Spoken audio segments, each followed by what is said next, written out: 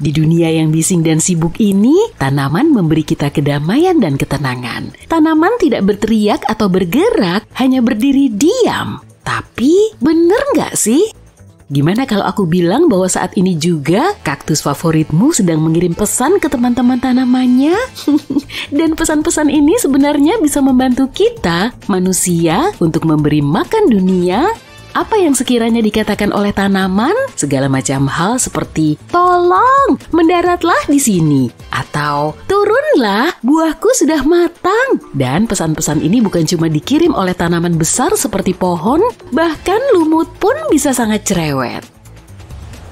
Oh iya, ngomong-ngomong kalau kamu pernah mencium bau rumput yang baru dipotong, kamu sebenarnya telah berkomunikasi dengan tanaman. Tumbuhan sama rumitnya dalam hal berkomunikasi seperti halnya hewan, dan ada banyak hal yang bisa ditemukan tentang makhluk kecil dan besar yang cerewet ini. Sebagai contoh, sebuah penelitian baru-baru ini menemukan bahwa banyak jenis tanaman yang berbeda sebenarnya mengeluarkan suara yang terlalu bernada tinggi untuk didengar oleh kita manusia. Inilah cara mereka berbicara satu sama lain saat merasa stres. Tapi bukan cuma soal stres, tumbuhan telah berkomunikasi dengan semua jenis makhluk dari predator hingga penyerbu. Tapi kenapa kita harus mencoba untuk mendengar tumbuhan?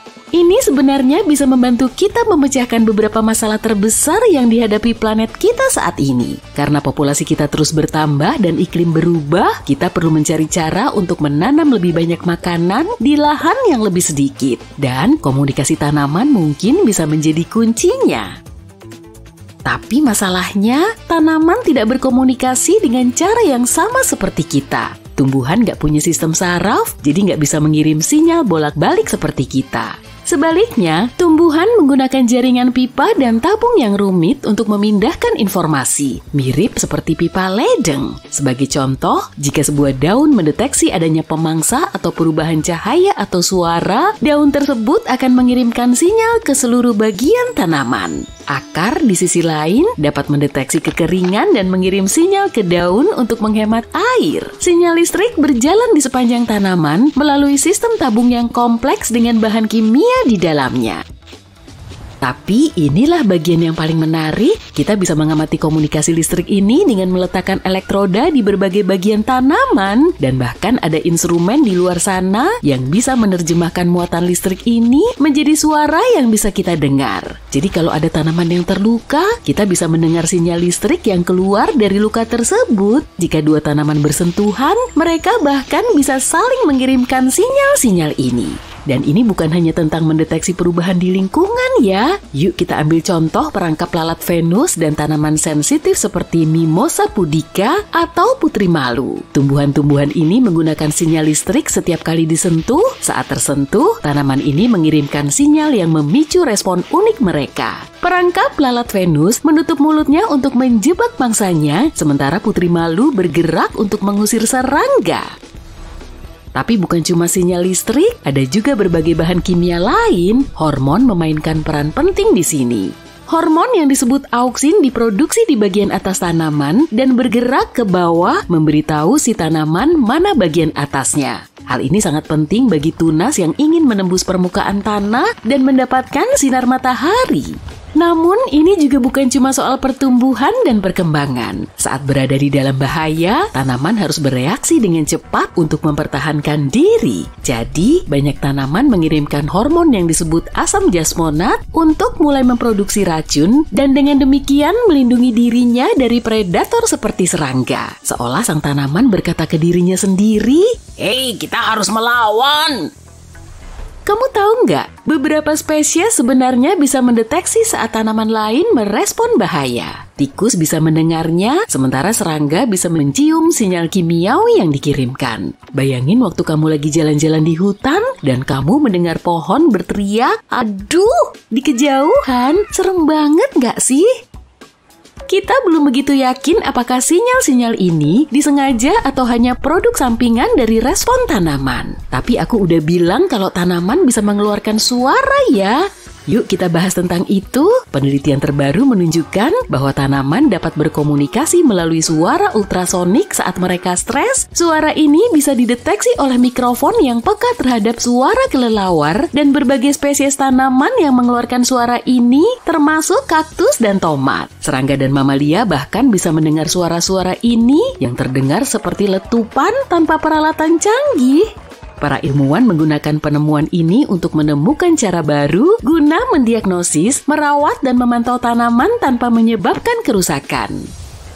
Meski mungkin kita nggak bisa mendengarnya, tanaman mampu berkomunikasi satu sama lain lewat bahan kimia. Saat dipotong, rumput akan mengeluarkan aroma yang merupakan sinyal bahaya bagi tanaman itu. Yap, aroma yang mengingatkan kita akan alam bebas dan bisa bikin kita merasa nyaman itu. Aroma ini juga dilepaskan ketika tanaman dimakan oleh ulat dan dapat menarik serangga lain yang akan memangsa ulat tersebut. Aroma ini disebut volatil dan dapat menyebar jauh dan luas baik di atas maupun di bawah tanah. Setiap spesies tanaman punya perpaduan volatil yang unik.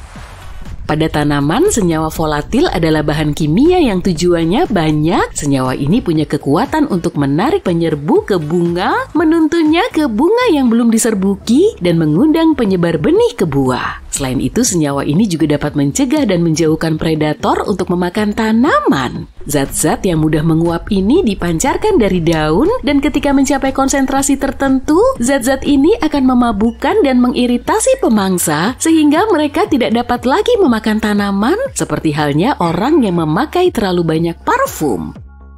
Selain itu, tanaman tetangga juga dapat mendeteksi sinyal kimia ini, jadi mereka bisa mulai bersiap untuk mempertahankan diri dari calon pemangsa. Tumbuhan punya cara khusus untuk mengidentifikasi sesama jenisnya dan jenis lain dalam komunitas mereka. Ketika mendeteksi keturunan mereka sendiri misalnya, tanaman menyesuaikan perilakunya untuk membantu anak-anaknya tumbuh, alih-alih bersaing dengan mereka untuk mendapatkan sumber daya. Selain itu, tanaman melepaskan zat-zat yang mudah menguap di bawah tanah, terutama di hutan, untuk mengirimkan sinyal kepada jamur. Jamur-jamur ini kemudian dapat membungkus akar dan mengumpulkan nutrisi untuk tanaman dengan imbalan gula yang dihasilkan tanaman melalui fotosintesis. Hubungan yang saling menguntungkan ini dikenal sebagai hubungan simbiosis atau mutualisme. Di hutan, pohon-pohon berhubungan dengan banyak jamur yang berbeda-beda dan setiap jamur punya hubungan dengan banyak pohon. Hubungan ini membentuk jaringan mikroriza atau secara harfiah berarti jaringan jamur akar di mana jamur menghubungkan pohon-pohon. Saat jamur bertemu dengan akar pohon, terjadilah pertukaran yang menarik. Mereka bertukar potongan-potongan RNA kecil yang dapat mengubah respon genetik pada organisme lain. Jika sebuah jamur dianggap teman, dia memberi sinyal pada tanaman bahwa jamur itu dapat dipercaya dan membantu tanaman tumbuh. Namun, jika jamur adalah musuh, RNA kecil dari jamur akan menonaktifkan gen pertahanan tanaman sehingga lebih mudah bagi jamur untuk menyerang.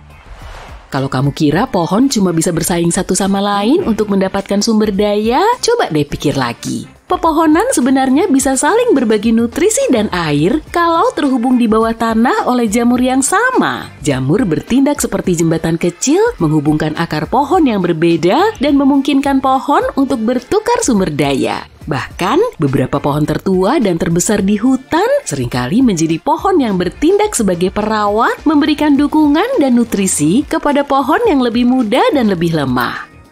Tapi bukan cuma jamur yang penting bagi tanaman di bawah tanah, ada juga sejumlah mikroba yang membantu tanaman tumbuh serta melawan penyakit. Organisme kecil ini menempel pada akar tanaman, membentuk biofilm berlendir yang penuh dengan bakteri bermanfaat. Bakteri ini dapat membantu tanaman menyerap nutrisi dengan lebih efisien atau bahkan meningkatkan pertahanan alaminya terhadap penyakit. Para ilmuwan masih menjelajahi dunia interaksi tanaman mikroba yang menarik dan masih banyak yang harus dipelajari. Tapi, selagi terus mempelajari hubungan ini, kita mungkin akan menemukan cara-cara baru untuk meningkatkan kesehatan tanah dan membantu tanaman tumbuh subur dalam kondisi yang paling sulit sekalipun. Dan itu bisa jadi jalan untuk menyediakan makanan bagi populasi planet kita yang terus bertambah.